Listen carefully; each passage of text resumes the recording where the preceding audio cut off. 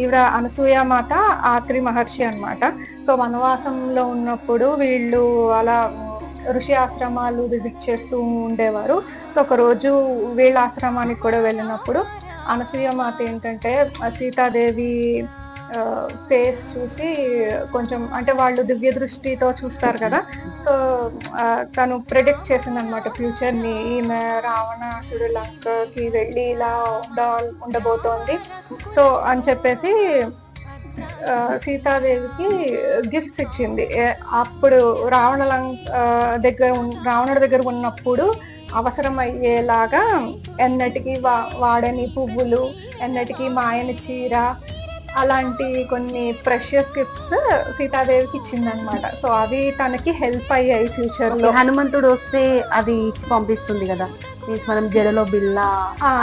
జడలో బిల్ల జనక మహారాజు ఇచ్చారనమాట. ఓకే. ఇవి కాస్మెటిక్స్ వస్తుంది. అంటే మాయని చీర, ఎన్నటికీ మాయని చీర, ఎన్నటికీ వాడని పువ్వులు, అలాగే కొన్ని కాస్మెటిక్స్ క్రీమ్స్ కూడా ఏవో అప్పట్లో ఇచ్చారు అని కొన్ని టెక్స్చర్స్ లో అయితే ఉన్నాయి. సో, అవి తనకి హెల్ప్ అయినాయి కదా ఫ్యూచర్ లో. ఈ ఈ విషయం చాలా తక్కువ మందికి తెలుసు కదా. సో, ఎందుకు పెయింటింగ్ వేయకూడదు ఈ కాన్సెప్ట్ ని అని చెప్పేసి ఇలా చేశాను అనమాట. చూడ్డానికి పెయింటింగ్ చాలా చిన్నగా ఉంది కానీ ఎంత పెద్ద స్టోరీ చెప్పారు. ఇది అన్ని ఒరిజినలేనా మేడం?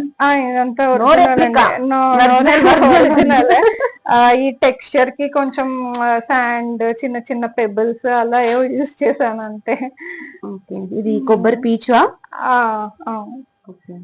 ఓకే, రొటీన్ గా చేయాలని నాకు అనిపించలేదు, ఏదో ఒకటి చేయాలని అలా చేశాను.